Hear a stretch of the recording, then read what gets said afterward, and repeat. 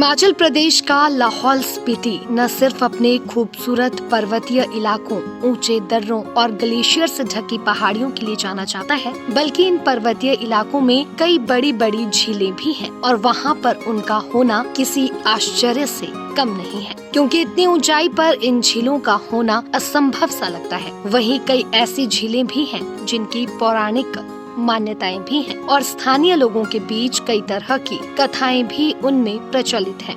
ऐसी ही एक झील मनाली से लेह सड़क मार्ग के बीच बारालाचा दर्रे के समीप स्थित है, जिसका नाम है सूरज ताल। कहा जाता है कि इस झील के पास जाकर जो भी व्यक्ति मन्नत मांगता है तो उसकी मन्नत पूरी होती है और इस झील को लेकर घाटी के लोगों के बीच भी कई तरह की कथाएं हैं। ऐसे में हर साल मनाली से लेह जाने वाले सैलानी बारालाचा का रुख कर इस झील के दर्शन करते हैं। माना जाता है कि इसी झील के पानी से लाहौल घाटी की भागा नदी का उद्गम स्थल भी शुरू होता है, जो तांदी में चंद्रा नदी के साथ मिलकर चंद्रभागा नदी के रूप में पाकिस्तान में चिनाब नदी के नाम से जानी जाती है। मनाली लेह सड़क मार्ग के बारालाचा दर्रे के समीप यह सूरज ताल झील स्थित है। इसके बारे में स्थानीय लोगों की मान्यता है कि इस झील का नाम भगवान सूर्य के बेटे सूरज के नाम से पड़ा। एक किंवदंती के अनुसार कहा जाता है कि भगवान सूर्य का बेटा और चंद्रमा की बेटी दोनों आपस में बहुत प्यार करते थे और वह बारालाचा दर्रे के समीप विचरण भी करते थे। ऐसे में उन्होंने एक दिन प्रण लिया कि चंद्रा चंद्रताल से होते हुए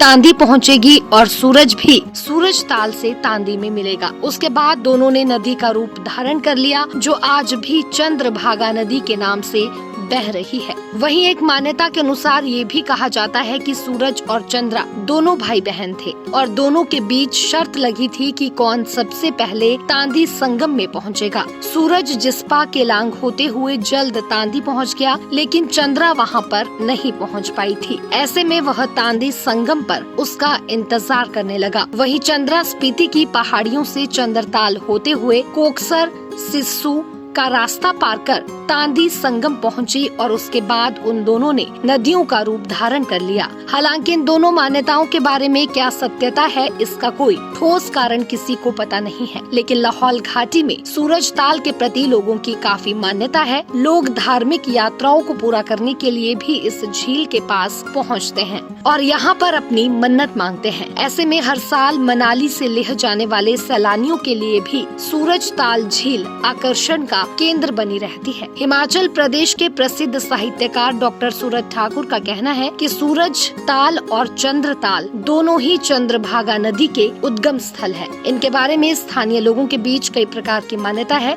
लेकिन यह दोनों ताल काफी पुराने हैं और देवी देवताओं से जुड़ी कहानियाँ भी इनके बारे में कही जाती है। इसके अलावा ये भी कहा जाता है कि इन दोनों झील में परियां भी स्नान करने के लिए आती हैं और कई बार भेड़ बकरियां चलाने वाले लोगों के द्वारा उन्हें देखा भी गया है। सूरज ताल झील सैलानियों के लिए भी अब आकर्षण का केंद्र बनी हुई है। वहीं जिस्पा से बारालाचा के रास्ते में सूरज ताल के पहले एक और झील मिलती है, जिसे दीपक ताल झील के नाम से जाना जाता है। दीपक ताल साफ पानी की झील है, जिसका पानी शीशे की तरह साफ दिखाई देता है। पर्यटकों के बीच ये झील काफी प्रसिद्ध है। बताया जाता है कि सड़क बनने के बाद ही ग्लेशियर के पानी से इस झील का निर्माण हुआ है और जिस स्थान पर ये झील मौजूद है वह लाहौल लेह मार्ग के बीच एक व्यापारिक स्थल हुआ करता था। बारालाचा जाने वाले पर्यटक अक्सर सड़क मार्ग पर दीपक ताल की खूबसूरती के बीच कुछ क्षण सुकून के जरूर गुजारते हुए नजर आते हैं। दैनिक सवेरा के लिए कुल्लू से सृष्टि शर्मा की रिपोर्ट।